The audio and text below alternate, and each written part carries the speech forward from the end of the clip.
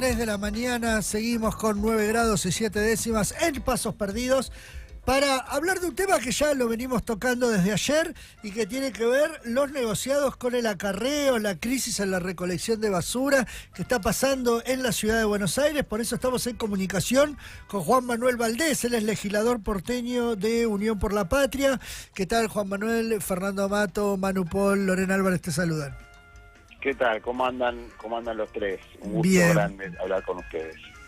Buen día. Bueno, comentaros cuál es la posición de Unión por la Patria con respecto a todo este tema que viene un poco desde el gobierno de Horacio Rodríguez Larreta, que Jorge Macri está aprovechando un poco también para terciar ahí en la interna que tiene. Pero el tema del acarreo, yo recuerdo, no sé, creo que de la época de Mauricio Macri, que se viene discutiendo los problemas con el canon. Hacenos un poco de historia con eso.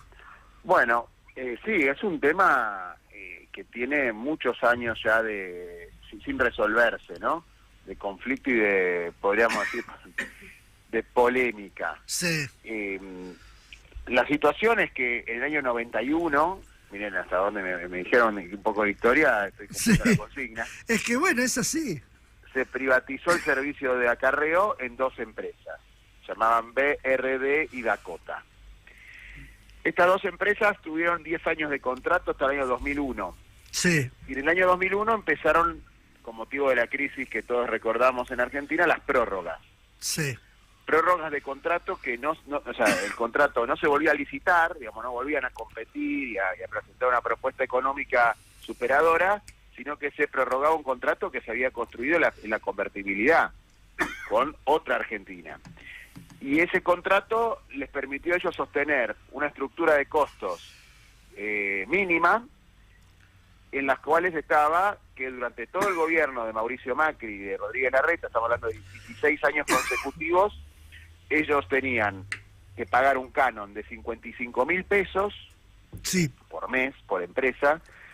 Los sueldos de los trabajadores eran pagados por el Estado y los predios en los cuales se alojaban los autos también eran del Estado.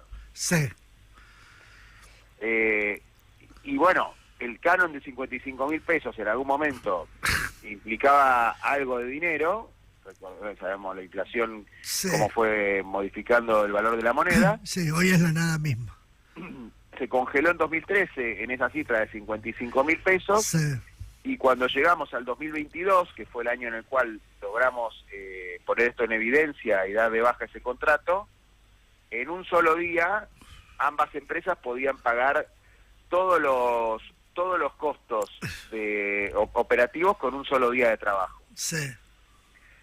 Agregado a esto que el gobierno de Mauricio Macri y de Rodríguez Larreta les había ampliado la zona de cobertura, los había mandado a Puerto Madero, los había mandado a muchos barrios donde no tenían injerencia en el contrato original. Sí. O sea, le habían aumentado el negocio sin aumentarle las obligaciones para con el Estado. No, está muy bien toda esta historicidad que vos hacés, porque algunos plantean como acá el problema es que Moyano un día se levantó torcido. No, a ver, estos trabajadores piden un encuadramiento gremial en el sindicato de camioneros, los que manejan la grúa, el resto no. Sí. El resto no, tampoco es que es tanto, digamos, tampoco es que es tanta, o sea, es una parte importante. Sí, creo que son 350 empleados. Claro, los choferes de la grúa sí, son trabajadores de camioneros. Claro. Ahora, el punto es qué ha hecho el Estado en relación a esto, porque por supuesto cuando uno gobierna tiene que arbitrar entre intereses contrapuestos, pero en teoría uno debe procurar el bien común. Sí. Bueno, no sé, no ha sido la constante del gobierno de Mauricio Macri, de Horacio Rodríguez Larreta ni de Jorge Macri. Sí. Porque lo que se ha hecho es prorrogar esta situación indefinidamente y bueno, en definitiva lo que sucedió fue que, porque la legislatura, nosotros de Frente de Todos nos unimos para denunciar esta situación y pedir el cese de ese contrato, Rodríguez Larreta se vio obligado a tener que intervenir en la situación y dar de baja ese contrato. Sí. Se da de baja y las grúas pasan a ser parte del Estado, Sí. ¿no? La empresa AUSA, Autopistas Urbanas, que es la que maneja las autopistas, hoy es la que opera las grúas, pero los trabajadores cobran su sueldo a partir de la empresa Esbase, del subte. Ajá. ¿Por qué? No me pregunte por Sí. qué. Raro. Bueno, porque a Rodríguez Larreta le pareció que era la mejor manera de ahorrarse el costo político y los conflictos gremiales. ¿Y cómo pensás vos que es la mejor solución ahora con todo este No, tema? yo pienso que todo esto debería depender de la dirección de tránsito de la ciudad, así como vos pensás que los oficiales de tránsito de la ciudad, los controladores del tránsito, Sí. aquellos que te dicen bloquear una calle o te dicen por dónde estacionar o te sancionan en caso de que vos no cumpla las normas, podría pertenecer a ese mismo ente, ¿no? Y trabajar bajo la órbita de la ciudad de Buenos Aires, trabajadores del Estado de la ciudad de Buenos Aires. Sí. Ahora, por supuesto que esto no nace de un repollo y que tiene que ser parte de una negociación y de una conversación con los trabajadores. Juan. Ahora, hay un dato muy importante, que es que Rodríguez Larreta nunca estuvo convencido de que esto pasara al Estado. Entonces, cuando se estaba yendo, agarró y armó una licitación express. Ajá. Y de un plumazo le entregó nuevamente, preadjudicó, que es una terminología curiosa, ¿no? Porque una licitación termina con la adjudicación. Bueno, él, como no podía adjudicar porque no le daban los plazos, preadjudicó. Preadjudicó a 3 empresas distintas de las que estaban antes, les preadjudicó el negocio de las grúas. Y eso hizo que cuando llegó Jorge Macri se encontrara que el 11 de diciembre, o sea, el primer día de mandato que él tuvo, ya tenía comprometido a quién tenía que otorgarle este nuevo negocio, con la salvedad además de que cambiaban las condiciones del contrato y no solamente estas empresas no pagaban canon ahora, sino que cobraban ya un monto fijo de la ciudad independientemente de la calidad del servicio que prestaran, más un adicional por auto levantado. Juan, ¿cómo estás? Manuel te saluda. Quería salir un poquito del CIE, del proyecto, y llevarlo a la rosca, ¿no? Porque obviamente hay una visión que corre por detrás de esta definición de Jorge Macri, que es la interna del PRO. ¿Cómo estás viendo políticamente la Ciudad Autónoma de Buenos Aires en ese sentido? Parece que el Partido Amarillo, después de casi 20 años de gestión, empieza a tener algunas fisuras. ¿Crees que es un momento para que Unión por la Patria, el peronismo, haga un poco más de mella en la Ciudad Autónoma? Bueno, nosotros estamos viendo que efectivamente hay una grieta grande adentro de Juntos por el Cambio, y que eso obedece a que se rompió el proyecto político. Digamos, no es indistinto que alguien salga primero en una elección a que salga quinto. Claro. Y entonces, que salga tercero, perdónenme, a que salga tercero. Sí.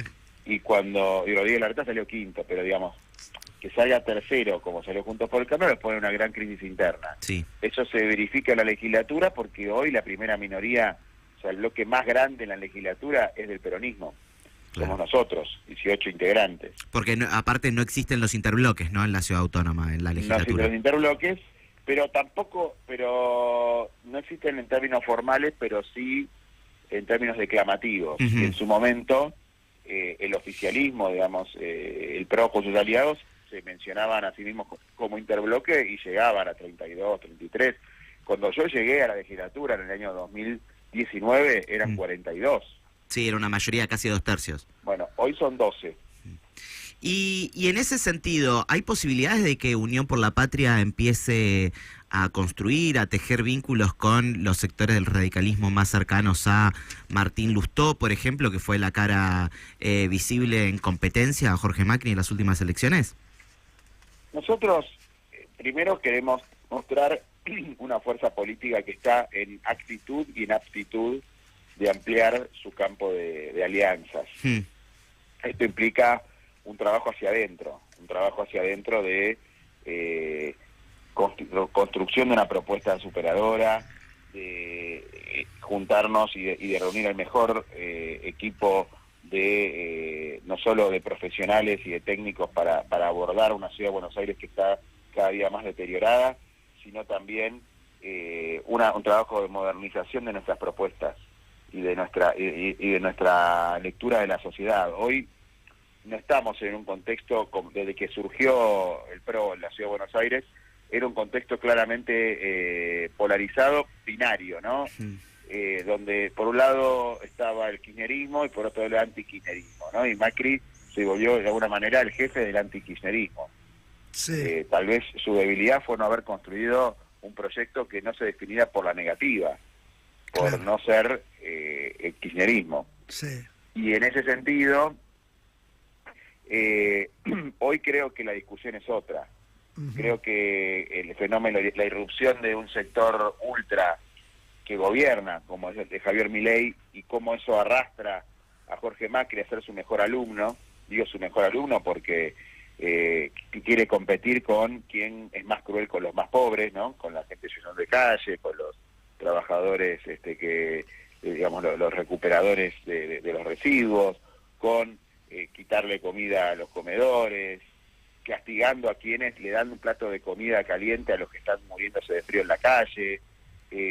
Bueno, todo lo que vemos a diario de la crueldad de Jorge Macri cuando habla de que los cajeros automáticos se han convertido en monoambientes. Bueno, pareciera que está tratando de competir quién es más cruel con los de abajo.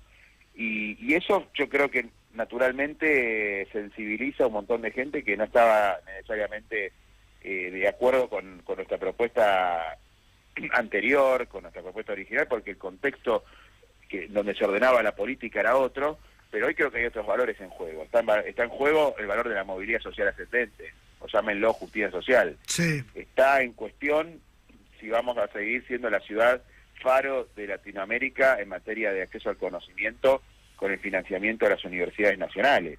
Por eso fue tan importante la movilización que hubo hace algunos meses acá en defensa de las universidades. Yo creo que el progreso económico y social del siglo XXI se da a partir de proyectos políticos que puedan vincular el mundo académico, el mundo de las ideas, con el mundo de la producción y el trabajo. Y creo que esa propuesta naturalmente nos amplía el campo de acción y de aliados. Con respecto particularmente a los nombres propios que ustedes mencionaban, Sí. yo creo que lo mejor es ir trabajando en esta propuesta y por supuesto invitarlos a sumarse. En la legislatura estamos pudiendo tener momentos y temas en los cuales nos juntamos muchos. Por decirles que ahora estamos trabajando en una legislación común en materia de apuestas online, Sí. donde creemos que el Estado tiene un rol activo a la hora de prevenir la ludopatía en los más jóvenes. Sí.